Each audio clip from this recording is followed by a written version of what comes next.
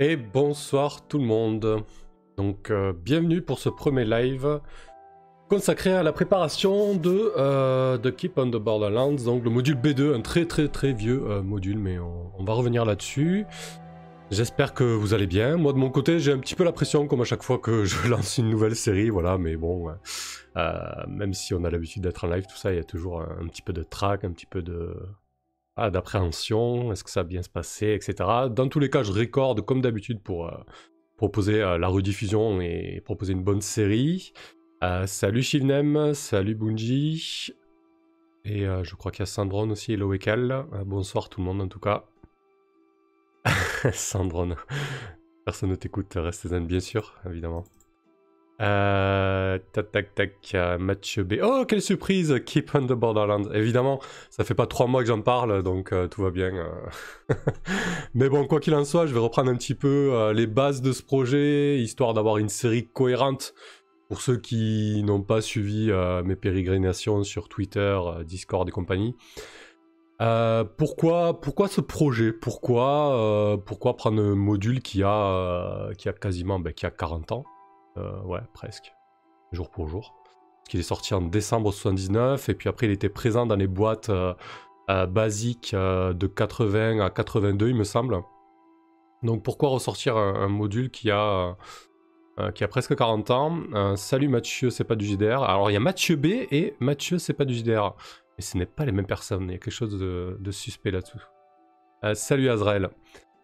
Donc pourquoi sortir un vieux module comme ça du placard, le dépoussiérer? Pour plusieurs raisons. Avant tout, c'est vraiment... Je vais baisser le micro, j'ai l'impression que ça va un petit peu dans le rouge parfois. Dites-moi, n'hésitez pas à me faire un petit retour son. Notamment sur la musique. Voilà, j'aime bien mettre une petite musique, même moi ça m'inspire, mais il faut pas non plus que ça couvre ma voix. Ah, c'est le même, ok, d'accord. C'est le même Mathieu, c'est pas du GR. Mais c'est bien, tu fais de l'audience, j'approuve totalement. Tu peux venir avec 4 comptes si tu le souhaites, il n'y a pas de problème avec ça. Donc, ce projet, c'est avant tout de la curiosité personnelle. C'est aussi une envie de redécouvrir la manière dont on jouait au jeu de rôle il y a 40 ans. Parce que j'estime que quand on s'intéresse à une matière, quand on s'intéresse à quelque chose, c'est assez important de connaître son histoire, ses fondations, ses balbutiements, et ça aide à comprendre la pratique actuelle notamment, mais pas que, mais aussi à comprendre énormément de choses, notamment au niveau des mécaniques, au niveau du game design, au niveau tout simplement de la manière dont on joue, dont on a joué, dont on joue et dont on jouera au jeu de rôle. Donc voilà, c'est vraiment dans une démarche de curiosité que j'ai lancé ce projet, mais aussi parce que dernièrement je m'éclate énormément à jouer de manière old school, ce qu'on appelle, alors il y a l'OSR, le old school renaissance, ou le mouvement Sword Dream. Dans tous les cas, voilà, c'est du old school gameplay, je dirais. Je m'éclate énormément à redécouvrir ça, et je trouve qu'il y a beaucoup d'effervescence créatrice à ce niveau-là que j'ai envie d'explorer. Et donc, il y a de ça 2-3 mois, je crois, j'avais lancé un vote sur Twitter pour désigner quel module on allait jouer. J'avais proposé 4 modules, et du coup, c'est le module B2 de Keep on the Borderlands. Donc voilà. 32 ans, oui, c'est moi qui en fais trop, pas 40. Ouais, bon, voilà, en tout cas, c'est très vieux. Bon, on va éviter les conflits générationnels, en ce moment, c'est assez tendu. Notamment avec le même OK Boomer qui fait des ravages sur Internet. Donc voilà, on va essayer d'adoucir les mœurs avec un pont entre les générations grâce à cette campagne et à ce projet. Ah pardon, tu répondais à Mathieu, très bien. Ok, donc The Keep on the Borderlands, qu'est-ce que c'est? C'est un module de Gary Gygax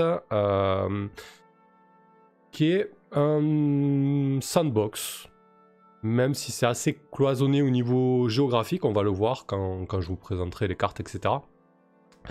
C'est un module assez court, ça j'ai beaucoup aimé à la lecture, c'est assez concis en fait, ça tient en 30 pages, une trentaine de pages, donc ça c'est plutôt appréciable. Et donc les aventuriers se retrouvent dans un château, bien évidemment, un château dans les confins du pays, avec tout un tas de menaces extérieures qu'il va falloir gérer. Pour ce projet, j'ai décidé de de le motoriser avec Old School Essentiel pour le système. Pourquoi ce système-là? Parce que après plusieurs lectures, après plusieurs conversations avec diverses personnes, je dirais des sachants de l'OSR, il s'est avéré que ça m'est paru être le système le plus pertinent.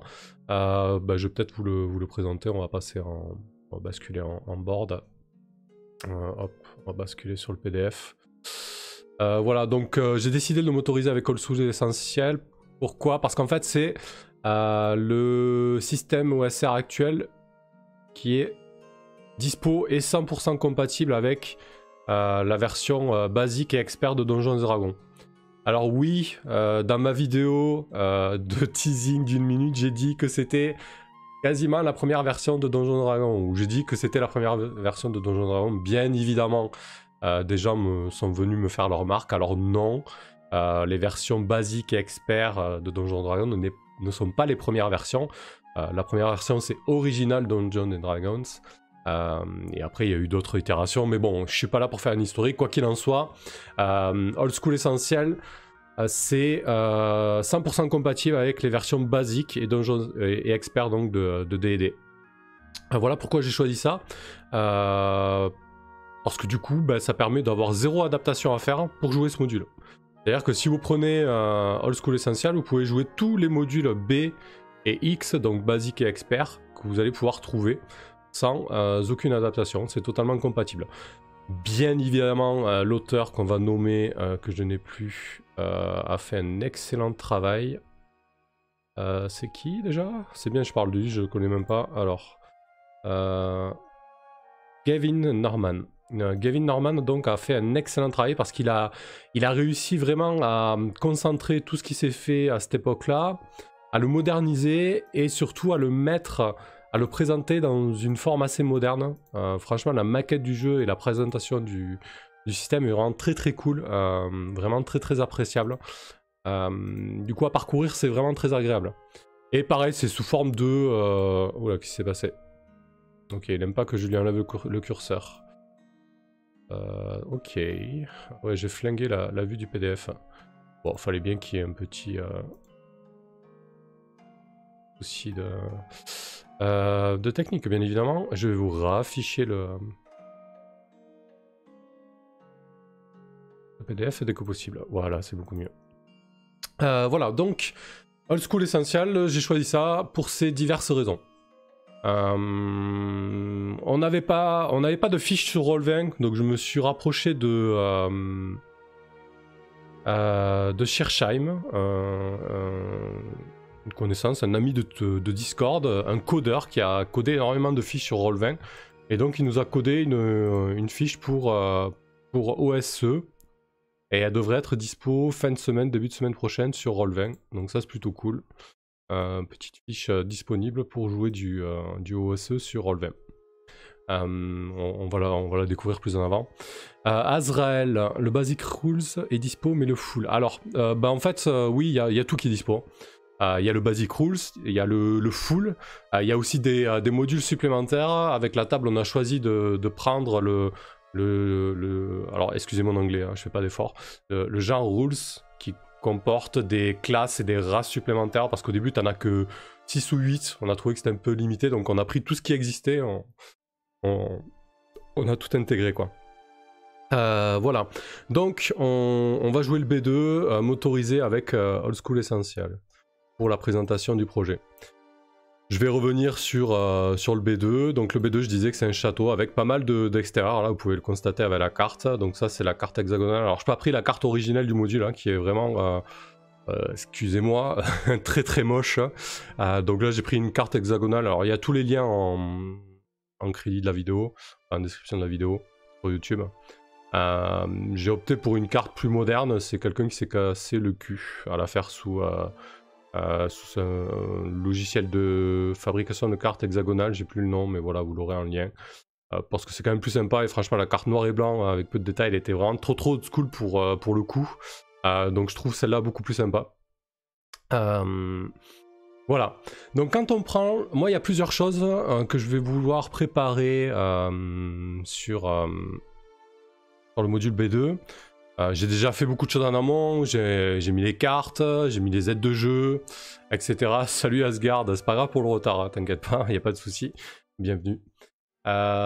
Du coup, moi, ce que je veux préparer, en fait, c'est ce qui, je pense, est le plus intéressant, c'est les ajustements que je vais essayer de proposer pour ce module. Parce que en l'état, si on prend le module, c'est très manichéen. Donc, c'est le bien contre le mal. En gros, ceux du château, c'est les gentils. Ceux qui sont dehors, c'est les méchants. Et les gentils vont les péter la gueule des méchants. Voilà. Je la fais simple, hein. Dans le château, il y a une proposition sur tout. Alors, il y a une trentaine de lieux. Je vais vous balancer la carte du château, voilà, que j'ai nommé Sanctuaire. Je vais parler du setup aussi. Voilà, donc... c'est pas super bien ajusté ma carte. Voilà, sur le château, il y a une trentaine de lieux, quoi, concrètement. Et sur tous ces lieux, en gros, tous les PNJ, je caricature, hein, mais tous les PNJ sont loyaux. Et t'as juste le prêtre et ses acolytes qui sont un peu borderline, quoi. Mais c'est tout. Sandron, sujet polémique, sandbox et colonialisme, vous avez 2 heures, exactement, c'est ça. Donc voilà, l'idée c'est de rafraîchir un petit peu ce module sur cet aspect-là notamment. Ce que je trouve sympa, c'est qu'il est très court et très concis, une trentaine de pages comme je vous disais. Et aussi il laisse la possibilité au MJ d'apporter le setting qui lui plaît. Parce que du coup, Gary Gygax, dans son module, il vous dit, voilà, il y a un château, il y a un extérieur, voilà toutes les salles, voilà tous les PNJ et monstres présents, mais pour le reste, vous vous démerdez. Hein. C'est-à-dire que vous avez un château qui se défend contre l'extérieur, vous avez des espèces de caves, alors je vais vous montrer les caves, c'est quand même magique, la carte est superbe par contre. La carte a été faite par... alors là c'est une carte de Dyson Logo, très bon cartographe de carte OSR. Voilà, donc c'est ça la carte c'est un méga donjon, en fait. Où tous les monstres s'agglutinent dedans. Donc c'est sympa parce que du coup vous avez tout sur place, hein, vous n'avez pas besoin de vous déplacer pour leur latter la gueule.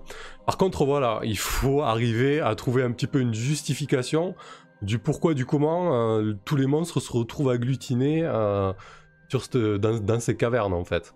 Donc en gros, le plot de départ c'est il y a un château, un extérieur, les méchants contre les gentils, et quasiment tous les méchants se retrouvent ici au nord-est, pardon, dans ces cavernes. Démerdez-vous avec ça. Donc ça, moi je trouve ça plutôt bien au final, parce que du coup ça permet vraiment au MJ de s'emparer du module et de faire un petit peu ce qu'il veut, du coup. Alors j'ai écrit un petit pitch, vraiment très succinct. Je crois que je peux même vous balancer le drive, voilà c'est parfait. Putain quelle technique. Donc voilà, pour le pitch du coup, je vais vous le lire. Donc Kisoi, déesse de la lumière, est morte, assassinée par Uxtar, lâche déité de la mort.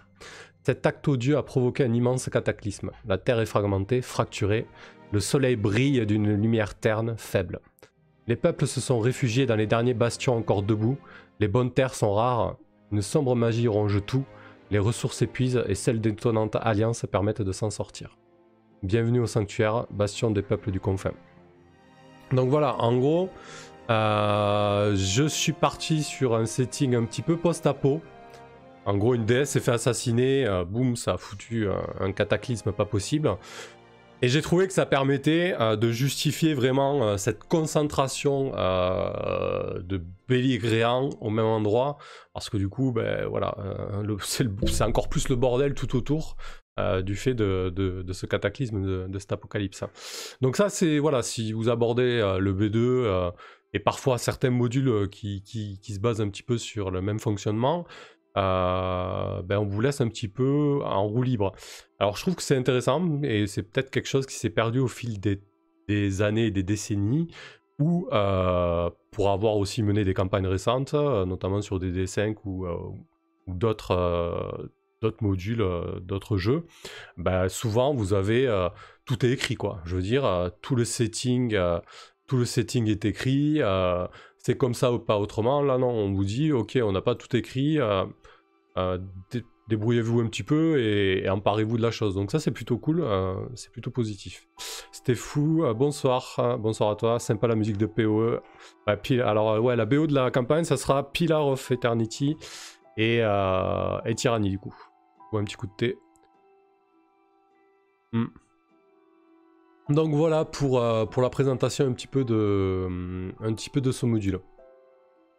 Donc qu'est-ce qu'on va faire pendant, je sais pas, peut-être qu'il y aura deux lives de préparation, peut-être 3, je sais pas trop. On avisera de comment j'avance, surtout aussi pour présenter un petit peu le projet. Donc je vous disais, premier chantier, c'est tenter de casser un peu cet aspect de méchant contre gentil. Et ça va aussi passer par le fait de travailler un petit peu les factions, parce que du coup, on vous met plein de factions dans les pattes. Alors, au niveau des factions, bah, vous avez les gens du château, à l'intérieur duquel, j'espère, je vais réussir à mettre des intérêts divergents. Et au niveau du château, vous avez des orques, vous avez des gobelins, vous avez des kobolds, vous avez des hobgoblins, vous avez des gnolls. Voilà, il y a vraiment la myriade de... je dirais d'antagonistes de bas niveau de ce qui a fait la célébrité de Donjons & Dragons quoi. Donc voilà, il y a tout un tas de factions et quand on vous les présente, elles sont toutes au même endroit et elles sont toutes mauvaises. Elles n'ont pas vraiment d'objectif quoi. Donc on va essayer peut-être de leur donner un petit peu de saveur quoi, un petit peu de rondeur. Donc ça va être le premier objectif. Second objectif, ça va être de travailler un petit peu des quêtes. Alors non pas pour mettre les joueurs sur des rails, mais j'ai piqué, pour être honnête, j'ai piqué l'idée à Eric Niodan, donc quelqu'un qui s'y connaît plutôt en jeu old school et qui est auteur de Macchiato Monster. Quand il a mené le B2 il n'y a pas si longtemps, là, il y a 1 an ou 2, sur Macchiato Monster justement, j'ai bien aimé l'idée. En fait, il a fait une espèce de panneau dans lequel la châtelaine du château propose des quêtes avec rémunération, honneur, etc. Donc je trouve l'idée plutôt pas mal. Donc voilà, j'ai commencé un petit tableau. Donc on va essayer d'avoir des accroches de quêtes comme ça et d'objectifs en fait à donner au groupe. Parce que du coup, pour l'avoir fait sur Macchiato Monster, la dernière campagne sur la chaîne, voilà, si vous partez sur un monde sandbox comme ça et vous dites allez c'est parti, vous êtes dans le château, il y a plein de trucs à faire dehors, qu'est-ce que vous faites? Ouais, qu'est-ce qu'on fait? Je sais pas, il se passe quoi exactement? Bon voilà, même si chaque joueur commence avec une rumeur qui leur donnera sûrement quelques billes pour se lancer, ça peut être pas mal d'avoir au moins des éléments de bascule et des éléments d'accroche. Johnny Bam Bam Coucou, merci pour le tweet où tu alpagues Maillard, ça m'a beaucoup fait rire. Plus dur que de trouver des gens pour rouler, c'est dur de trouver de bons MJ, pour ça que j'ai arrêté depuis un petit moment. Ouais, bon après voilà, c'est vrai qu'avec la pratique en ligne, il y a de plus en plus de parties disponibles, donc faut pas hésiter à fouiller, notamment sur l'auberge virtuelle, il y a pas mal de parties qui sont proposées, et sur Discord aussi. Et Azrael, Johnny, il y a des jeux CMJ si ça coince. Effectivement, il y a de très bons jeux CMJ. Mathieu B, c'est pas du JDR, pourra t'en faire une longue liste si tu le souhaites. Et bonsoir Simon. Voilà, donc ça va être le deuxième chantier, essayer de réfléchir un petit peu à des objectifs. Alors, l'idée c'est vraiment de mettre 2-3 objectifs d'accroche au départ, et ensuite, même 1 ou 2 s'il faut, et ensuite les joueurs, la table, vont, je pense, j'espère, c'est plutôt comme ça que je vois, vont se mettre leurs propres objectifs en fait.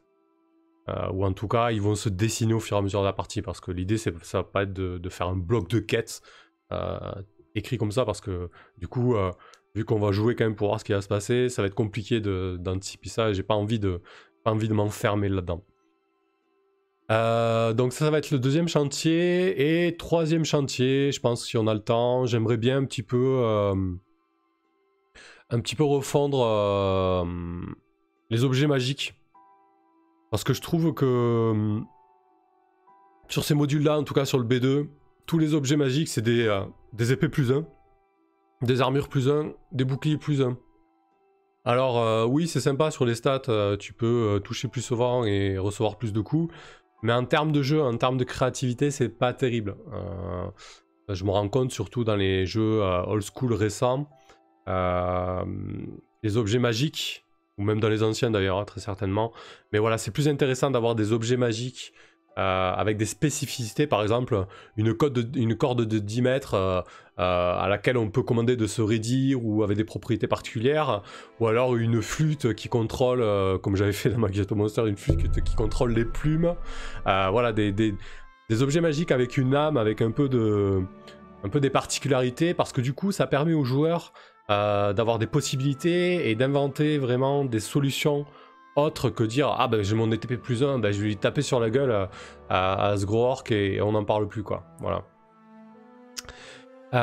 Voilà pour les 3 chantiers. Donc on va commencer par les factions. On va commencer par les factions à l'extérieur. Alors comme je disais, à l'extérieur, au niveau des cavernes, alors j'ai une aide de jeu pour ça, qui est plutôt bien faite d'ailleurs, ça c'est Yoris qui me l'avait passé. Il a mené le B2 aussi. Hop, c'est pas ça. Côté faction, je me retrouve plus déjà dans mon Z de jeu, j'en ai tellement. Voilà, hop là. Alors est-ce que c'est bien au niveau de l'affichage? C'est pas trop mal, c'est pas terrible non plus. Ok.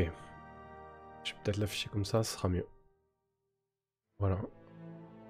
Donc côté faction, dans les cavernes... Ah non, c'est dégueu comme ça en fait. On a donc des kobolds, des gobelins, 2 clans d'orques qui sont côte à côte. Hein. Quand je vous dis côte à côte, c'est que les cavernes là, au niveau du schéma, les clans orques sont au nord-est, les deux. Mais vraiment, c'est des voisins quoi. Des hobgoblins, des goblours et des gnolls. Du coup, déjà j'ai envie de remanier l'aspect de ces habitants. Je trouve qu'il y a trop entre guillemets d'espèces, de races taguées comme maléfiques en fait. Les kobolds, j'aime bien l'idée, je pense que je vais les garder. Les gobelins aussi. Par contre, les 2 clans orques, ils vont se transformer en réfugiés. Réfugiés dans lesquels on va avoir des orques, des demi-orques et quelques humains en fait. Du côté des hobgoblins, les hobgoblins, je pense qu'ils vont sauter et qu'en fait on va avoir une troupe de mercenaires vraiment très chaotique, très mauvaise, d'humains. Voilà. Pour essayer de faire le contrepoids par rapport au château en fait. Les goblours, on verra si on les garde, et les gnolls, ils vont se transformer en hommes bêtes. Alors j'aime bien les hommes bêtes de Warhammer, avec des aspects un petit peu différents. Ouais, donc on partira sur des hommes bêtes plutôt. Mais des hommes bêtes qui sont là suite au cataclysme. Donc ça va être aussi une idée qui va être développée. Quoi qu'il en soit, on va commencer par les kobolds. Alors, les kobolds, qu'est-ce qu'il nous dit sur les kobolds, Gary Gigax? Voilà, l'antre des kobolds. En fait, il te dit pas grand chose. Si tu prends le module, alors si j'ai bien répertorié mon module, je crois qu'il te dit rien sur les factions en fait. Il te dit pas telle faction à tel objectif, telle faction à ci ou ça. Il te dit rien de tout ça. Je vais juste vérifier ça, mais il me semble que tu peux aller te brosser pour avoir des attitudes ou des objectifs de faction. Je pense qu'il partait du principe que c'était des choses qu'il fallait latter, exterminer. Alors d'une manière ou d'une autre, hein, pas forcément par le fil de l'épée, mais en tout cas s'en débarrasser. Je vérifie, mais je crois que ouais, il n'y a rien. Je dis sur les cavernes, ça part direct sur la description. Voilà, quand vous prenez le module B2 et que vous allez dans les descriptions des cavernes, t'arrives quasiment T'arrives quasiment sur les salles en fait. Donc Sandron, effectivement, bah non, c'est des monstres, t'es là pour les buter. Donc on va essayer de donner un peu plus d'âme à ces... à ces pauvres monstres et essayer de faire en sorte qu'ils ne soient pas là que pour être butés. Alors peut-être que certains seront butés parce que voilà, ils seront une menace claire et nette.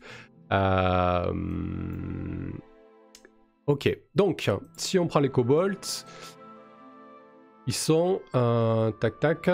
À l'entrée des kobolds, il y a 2 chances sur 6 pour que lorsque le groupe entrera dans le tunnel, à l'apparence des cavernes, 8 kobolds sortent de leur cachette dans les arbres et les attaquent. Point barre. Donc moi, ce que j'avais dans l'idée avec ces kobolds, c'est d'en faire des serviteurs d'un dragon. Et surtout, un clan totalement neutre en fait. Donc on va créer une fiche kobold. Et on va essayer de poser tout ça. Pour moi, les kobolds, ils sont dans les cavernes. Mais ils sont potes avec personne. Dès qu'ils peuvent la faire à l'envers à une des autres factions, ils vont pas hésiter. Dès qu'ils peuvent s'allier pour trahir ensuite, ils vont pas hésiter non plus. Voilà, ils sont vraiment... ils servent leur objectif. Et leur objectif, c'est le grand dragon, quoi. Johnny Bum Bum Coucou, si c'est des femelles, il reste la séduction. Oui, ben ça aussi, ça c'est des tropes qu'il faut, voilà, qu'il faut arriver à essayer de surpasser. Et Azrael, après, ça lance une table aléatoire pour le fight suivant. Ah oui, tu parles de Iron Sword, d'accord. Donc, Kobold. On va essayer de leur donner une petite description. Les kobolds sont neutres. Ils ne servent que leur propre intérêt. Même pas, ils sont pas neutres en fait, ils sont loyal bons envers le dragon.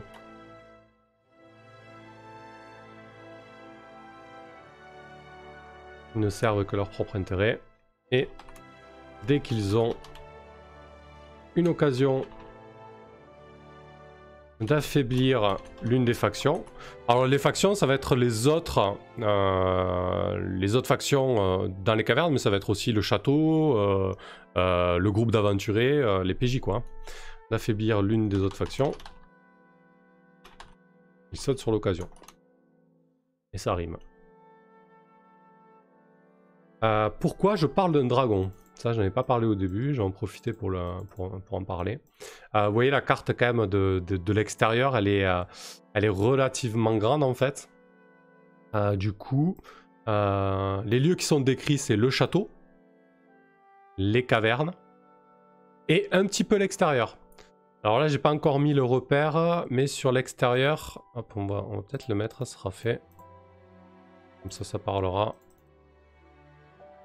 Ok. Voilà. Sur l'extérieur, en fait, il y a des lieux. Alors, il y a 4 lieux.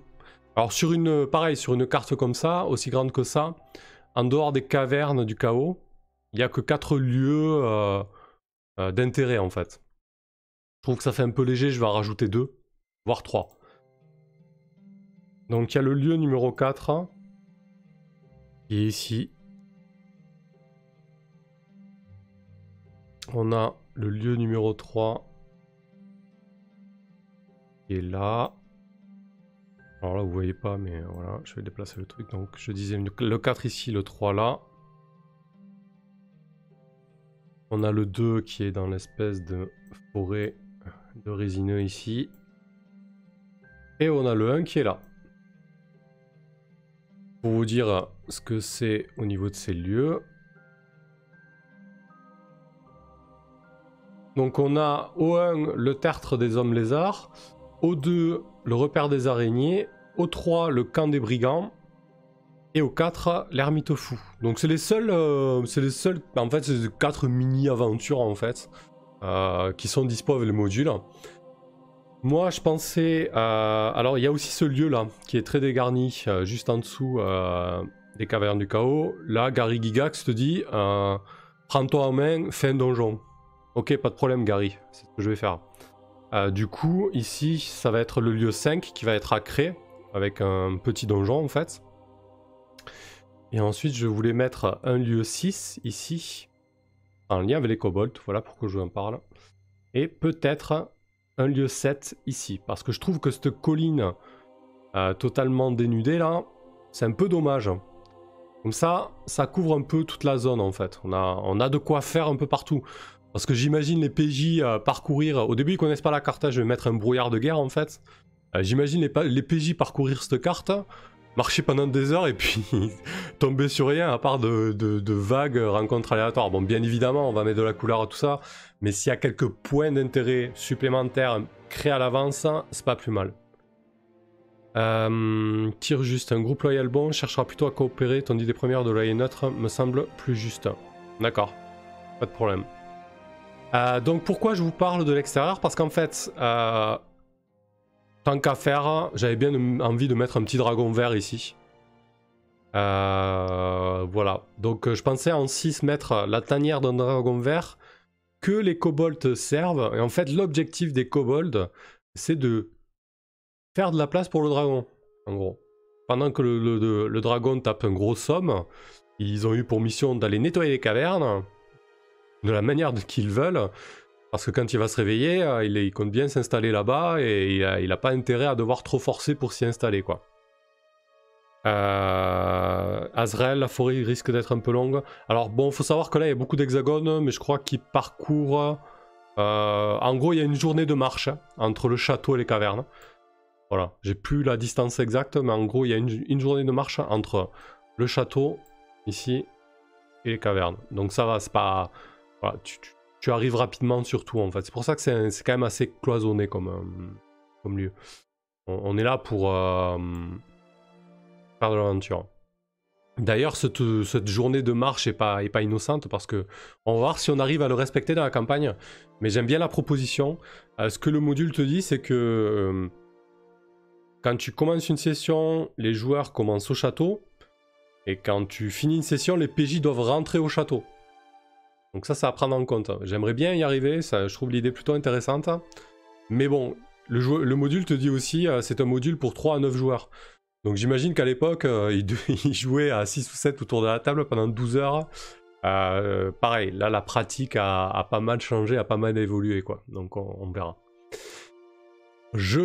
Après cette énorme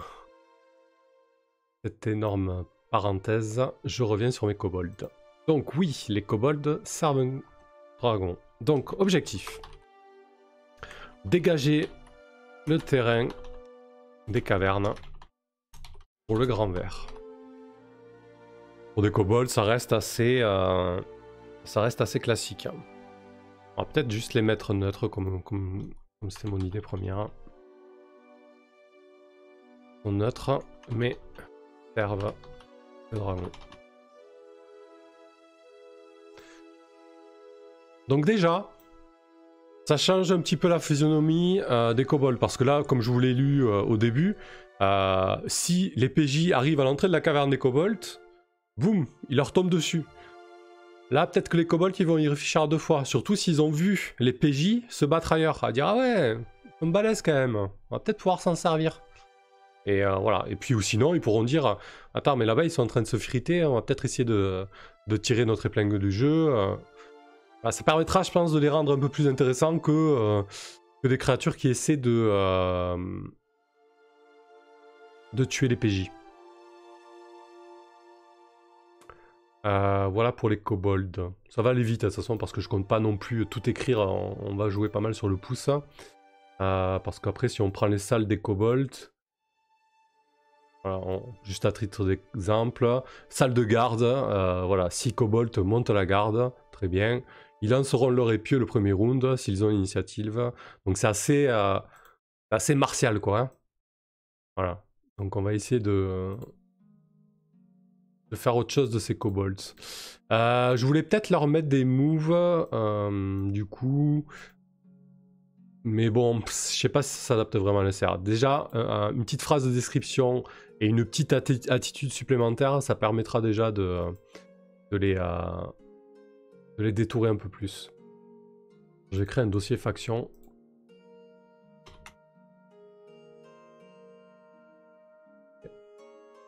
On va mettre les kobolds, non. Donc, alors, après nos amis les kobolds, nous avons les gobelins. Bon, les gobelins, on va les garder, hein, parce que une partie de Donjons et Dragons sans gobelins, c'est pas vraiment une partie de Donjons et Dragons. Et comme on va retoucher pas mal de choses à côté, ben on peut se permettre de les garder. Moi j'aime bien ça les gobelins, hein, même si c'est surfait, j'ai aucun problème avec ça. Chacun son kiff. Donc gobelins. Surtout que les gobelins là, ils sont plutôt fun. Ils ont une espèce de mercenaires ogres avec qui ils ont un contrat. En gros, si quelqu'un vient les attaquer, ils vont toquer à la porte de l'ogre, lui filer un gros sac de pièces et lui dire va leur péter la gueule. Donc rien que pour ça, je les trouve plutôt fun et ils sont un peu plus détourés que les kobolds par exemple. Donc l'antre des gobelins. Les cavernes naturelles se transforment rapidement en tunnels de pierre travaillés à la main. Caractéristique de tout ce système. Il y a toujours beaucoup d'activités dans les couloirs et chaque 4 mètres, le groupe a une chance sur 6 de rencontrer un groupe de gobelins. Voilà, donc là ça va être de la rencontre aléatoire. À vérifier, donc voilà, il y a pas mal de tests à faire. Une fois qu'ils auront rencontré des gobelins errants, il n'y a plus de raison de vérifier. Quand une rencontre a lieu, tous les gobelins attaqueront et donneront l'alerte en criant « Briarc ». Tous à la fois.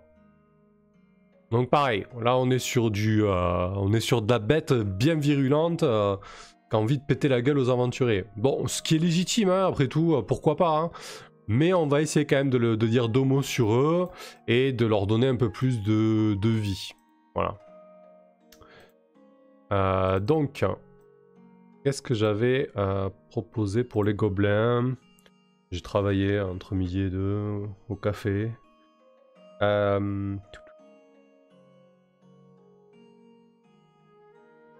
Ouais, donc les gobelins sont très centrés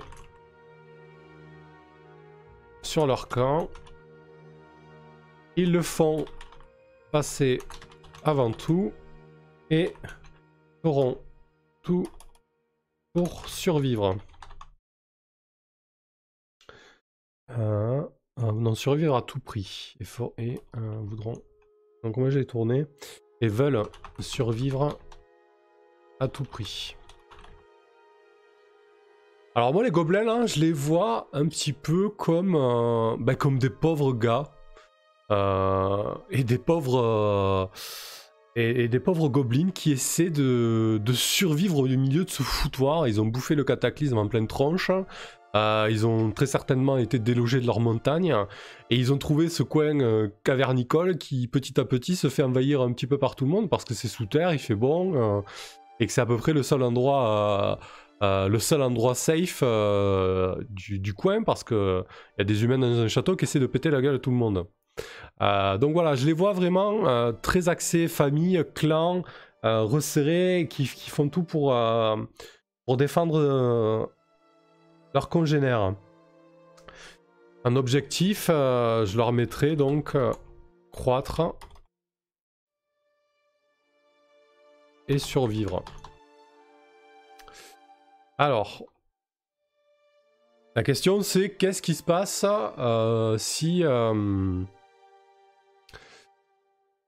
si du coup les PJ ils vont franco, ils vont se battre les gobelins.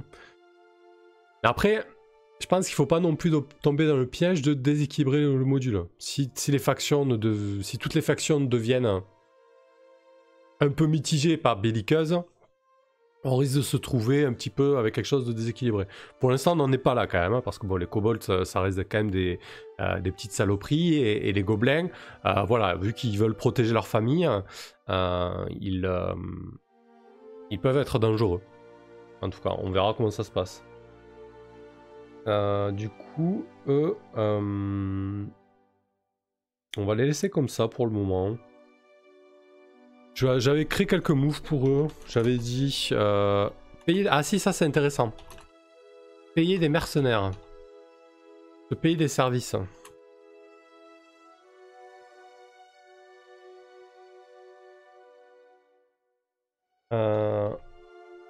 Et pourquoi je mets ça? Parce que du coup, comme j'aime bien l'idée de l'ogre, alors l'ogre il interviendra effectivement à Azrael si les PJ sont un peu trop violents avec les gobelins, ça risque de leur faire bizarre. Je pense que tu te prends un ogre niveau 1 à cette version old school de Donjons Dragon, bah, tu peux remballer. Hein. Voilà, donc ça va être mortel comme jeu. Et du coup là, j'ai bien aimé l'idée de ces gobelins qui sont prêts à tout pour survivre et notamment se payer des services de mercenaires. Donc pourquoi pas les gobelins qui se paient les services des aventuriers. Enfin, moi ça me ferait plutôt bien marrer quoi. Donc voilà pour les gobelins. Alors là pour l'instant, je crée des factions vraiment sur le pouce. Il y aura des factions qui seront un peu plus élaborées avec notamment des horloges. Parce que du coup, au bout d'un moment aussi, il faut que la situation évolue dans ce monde clos. On va y arriver. Après les gobelins, on a...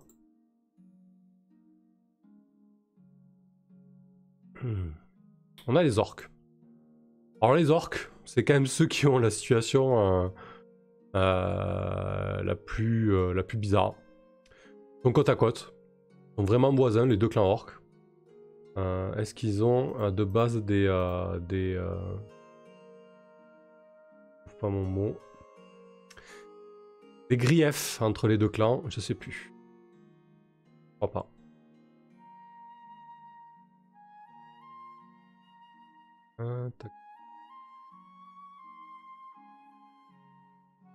Ah oui, voilà.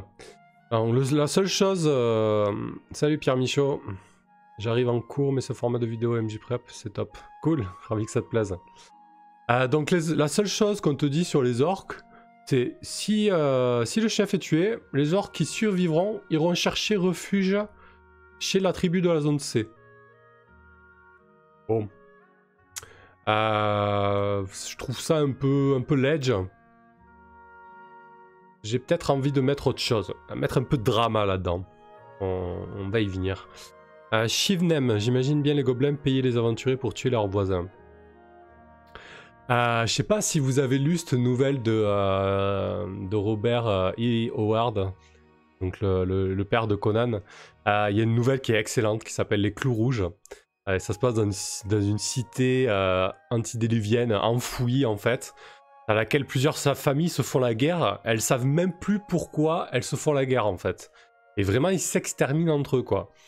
Donc là, j'ai bien envie de remplacer ces deux clans orques par deux clans d'humains nomades qui ont trouvé refuge là suite au cataclysme et qui se font vraiment des crasses, des sales coups, parfois il y a des escarmouches, mais surtout avec un fonctionnement très clanique et chaque clan peut-être est dirigé voilà, par deux familles influentes qui se font la guerre depuis des décennies et elles ont totalement oublié pourquoi en fait. C'est déjà plus cool que deux tribus d'orques qui attendent qu'on leur tape dessus, quoi. Azrael, question en passant, en old school, c'est compliqué de communiquer avec les goblinoïdes, histoire de comprendre les enjeux. Alors oui, là on est sur du old school renaissance, donc, et particulièrement sur old school essentiel et donc les versions BX de Donjons Dragons, les langues, c'était très important. Et c'est limité, hein. Je veux dire, si tu parles pas la langue, tu parles pas la langue. Alors les joueurs pourront tenter de... soit ils parleront la langue, et très bien, mais ils pourront tenter de communiquer en étant ingénieux pour essayer de se faire comprendre, etc. Juste pour info, de base tu parles le commun, il y a toutes ces langues-là. Hop, il y a le gobelours, le doppelganger, le dragon, le nain, l'elfe, le gargouille, le gnoll, le gnome, le gobelin, l'alflin, etc. etc. Donc il y a 20 langues en tout, en plus du commun. De base, les aventuriers parlent le commun. Et quand tu as, selon ton score en intelligence, tu peux parler plus de langues. En gros, si tu as 12 ou moins d'intelligence, tu parles que le commun. Si tu as 3 d'intelligence, tu parles le commun, mais comme quelqu'un qui parle pas bien le commun. Et ensuite, chaque cran, tu peux rajouter 1, 2 ou 3 langues en plus. Voilà.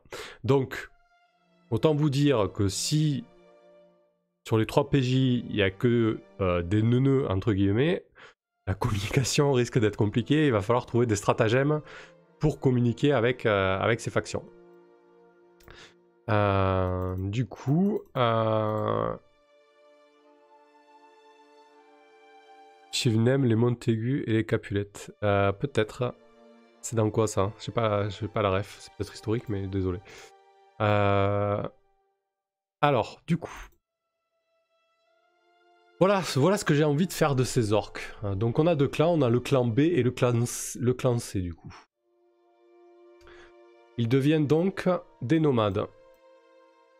On va les appeler les nomades pour les... Ah d'accord, merci. Et je passe pour un inculte. Merci Shivnem. Donc oui, les Montaigu et les Capulettes, c'est Romilio Juliette. Akinama et Shivnem, merci. Donc les nomades, on a le clan A et le clan B.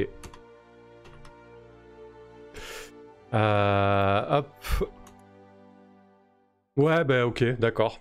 Alors j'ai pas lu Roméo et Juliette de Shakespeare, mais j'en ai lu d'autres. Et bah, peut-être qu'Howard il s'est inspiré de ça, parce que franchement les clous rouges... Alors il y a pas la romance dans les clous rouges, vraiment ils se foutent sur la gueule de manière assez atroce. Mais c'est ça quoi, ils se foutent sur la gueule, ils savent plus pourquoi.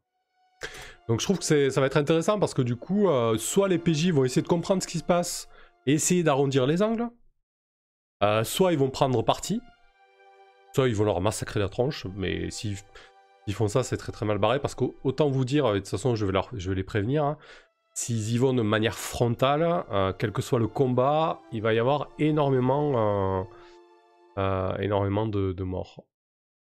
Voilà. Non mais oui, il y a Azrael, il y a aussi le film de 87, mais je l'ai pas vu. Alors, pour la petite histoire, j'ai une très très mauvaise mémoire des noms. Je sais pas, ça doit peut-être un... Pareil que c'est un symptôme de la dyslexie, alors je dois avoir une dyslexie légère ou j'en sais rien. En tout cas, j'ai une très mauvaise mémoire des noms. Et c'est super handicapant professionnellement d'ailleurs. Parce que je suis tout le temps en train de faire répéter aux gens leurs noms, etc. Donc voilà, ça me parle pas. Tu me sors des noms comme ça me parle pas en fait. Ou très rarement. C'est assez chiant d'ailleurs. Bref, voilà la parenthèse, problème perso.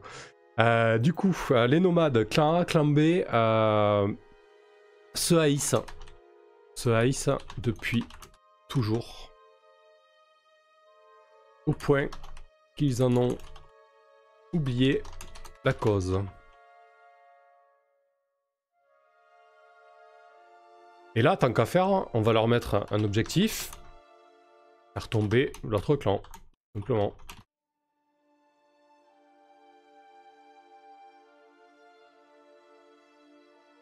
Donc là, on verra comment les PJ gèrent ça. Alors, est-ce qu'on en fait des nomades? Parce que du coup, il y a cette histoire de langue. Ça y est pas, la langue nomade, bien évidemment, dans les trucs de base, mais... Ah si, humaine dialecte. Très bien. Ça existe. Donc il n'y a pas de souci. Ok. Donc voilà. Vraiment très très simple. Mais je pense que ça sera suffisant pour eux. Ça va donner, je l'espère, quelque chose d'intéressant en jeu en fait.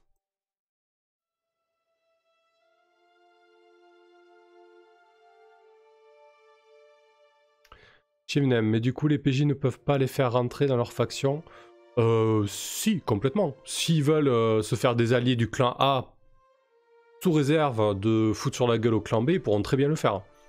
Et puis après, s'ils se servent des hommes du clan A pour aller péter la gueule à d'autres personnes, ils pourront le faire aussi.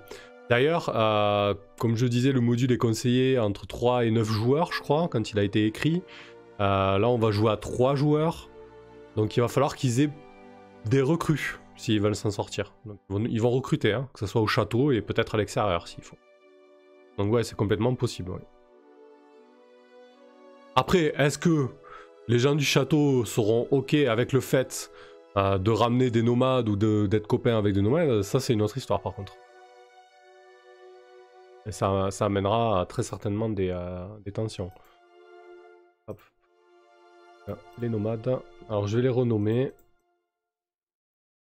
Ici. Bon, mais ça, je le ferai plus tard, c'est pas grave.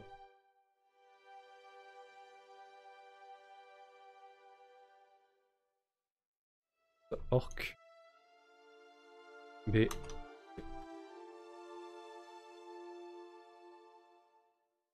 Azrael. Akinama, il va falloir se trouver des alliés, ouais, carrément, sinon ils s'en sortiront pas. Azrael, autour de l'idée de Roméo et Juliette, avoir du drama de couple maudit. Entre les deux clans, ça pourrait se tenter. Ouais, c'est cliché, mais ça marchera bien. Pourquoi pas, hein. On verra si ça ressort. Après, moi, ce genre de choses, j'aime bien ne pas forcément l'écrire et voir un petit peu ce qui se passe. Parce que du coup, là, s'il faut, je vais l'écrire. Mais ça me servira strictement à rien parce que du coup, ça va pas du tout se passer comme ça. Mais c'est le genre d'idée que j'ai en tête et qui pourra ressurgir en jeu, en fait.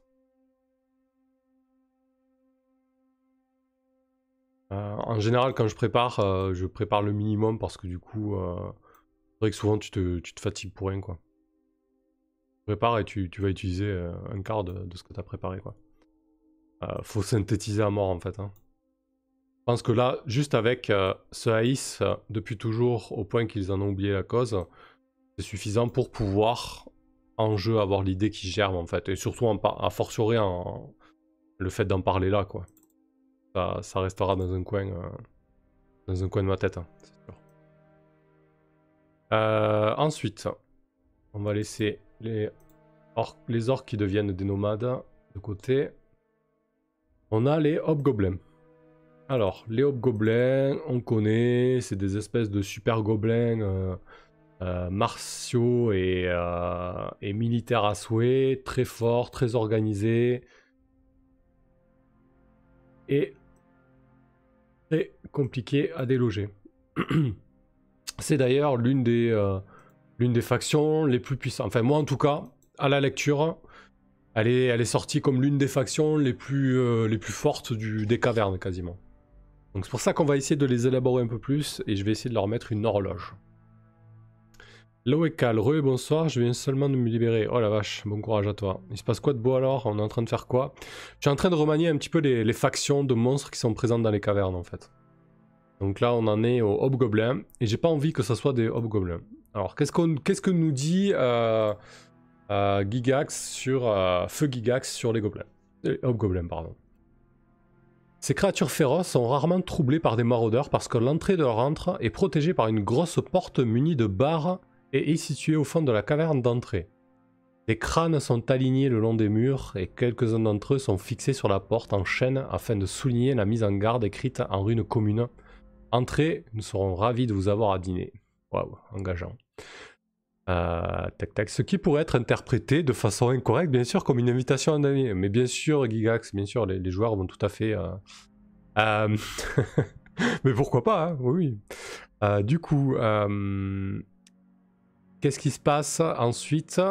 Alors, vous voyez, il y a la description de l'entrée de l'antre et à chaque fois, à chaque faction, il y a une remarque pour le MD. Donc là, dans la remarque, on me dit, comme d'habitude, les hobgoblins tués ne peuvent pas être remplacés pendant une partie normale, qui ne couvre qu'une durée de quelques jours ou semaines. Mais les hobgoblins sont intelligents, bien organisés et vigilants. Si leur chef est tué, ils chercheront à s'enfuir vivants, à moins que leur adversaire ne soit visiblement faible et inférieur. Les survivants se joindront aux gobelins de la zone D. Du coup, seront potentiellement recrutés par les gobelins de la zone D. À moins qu'ils ne se rendent compte que leurs adversaires sont très dangereux et que la situation dans les cavernes est désespérée. Voilà, donc moi du coup, ces hobgoblins, j'ai bien envie d'en faire des mercenaires humains. On est dans un monde post-apo, il vient d'avoir un énorme cataclysme. En dehors de ce château qui tient debout dans la région, autour il devait y avoir très certainement des domaines avec des armées régulières et des mercenaires, etc. Et là j'ai vraiment envie d'en faire une bande de mercenaires qui s'est retirée ici et qui compte bien piller la région, mais surtout leur objectif principal ça va être de s'emparer du château. Après tout, on est dans un château, ça peut être cool s'il y a un siège de ce château. Tant qu'à faire. En tout cas, c'est pas dit qu'ils se produisent, mais ça va être l'objectif de ces mercenaires. Donc, ces hobgoblins vont se transformer en mercenaires. Et puis, du coup, je vois bien le trip à la Mad Max post-apo avec voilà, des mercenaires humains bigarrés, assez assez chaotiques et vraiment, vraiment mauvais dans leur comportement. Pour eux, pour le coup, ça sera des humains. Et ça sera pas en dehors des nomades, ça sera presque les pires de tous, quoi. D'ailleurs, les gros méchants, on va voir après, il y a un culte, ça sera des humains aussi. Finalement, les gros méchants, ce sera les humains et pas les races autres. Le loup est un loup pour l'homme. Du coup, les mercenaires.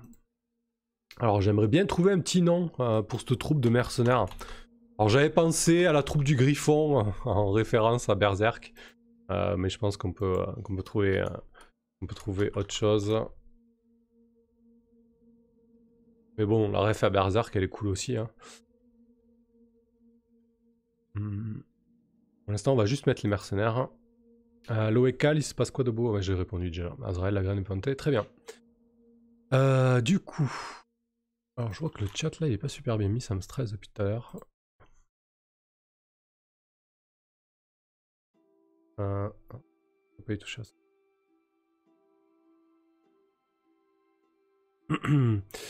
Hop, ah si, ça y est. Ah. Quand même propre. Voilà, je suis vraiment maniaque là-dessus, bref. Du coup...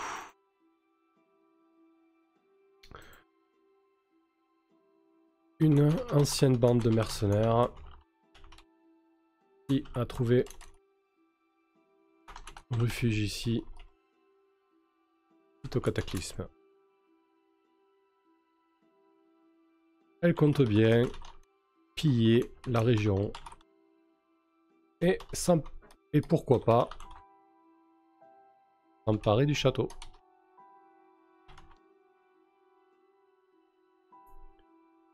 C'est fou, espérons qu'ils finiront mieux que la bande du Griffon, ouais, c'est sûr. Bon, en même temps, il vient d'avoir un cataclysme, il va pas y avoir une éclipse en plus. L'eau école, les troglos mercenaires. Ouais, je sais pas. On peut avoir un truc plus classe, non? Du coup, objectif. S'emparer du château. Et là, on va leur faire une petite horloge à eux. Il n'y aura pas beaucoup d'horloges hein, dans cette campagne-là. Je vais en faire 3 ou 4 en fait. Vous verrez les autres plus tard. Mais en tout cas, là, celle-ci, c'est la première. En fait, je vais faire des horloges vraiment pour les factions majeures, uniquement. Donc, objectif, s'emparer du château.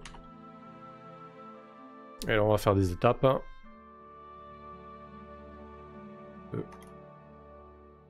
Avec des cellules là. Alors, consolider. Bon, là, je jette les idées en vrac, hein, ce sera peut-être pas définitif. Hein. Consolider leur assise dans les cavernes. Recruter des soldats supplémentaires. Fabriquer des armes de siège. Établir le siège devant le château.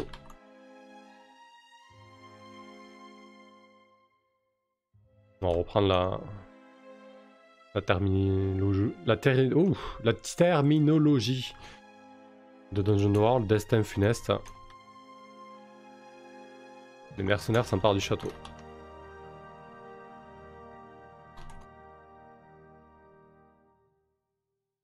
Donc voilà, ils vont faire leur petite vie dans les cavernes. Petit à petit, ils vont essayer de consolider leur assise dans les cavernes. Donc c'est-à-dire qu'ils vont essayer de se faire des alliés, d'éviter les emmerdes, de repousser les envahisseurs. Donc eux, ils vont vraiment pas être potes avec les PJ. Hein.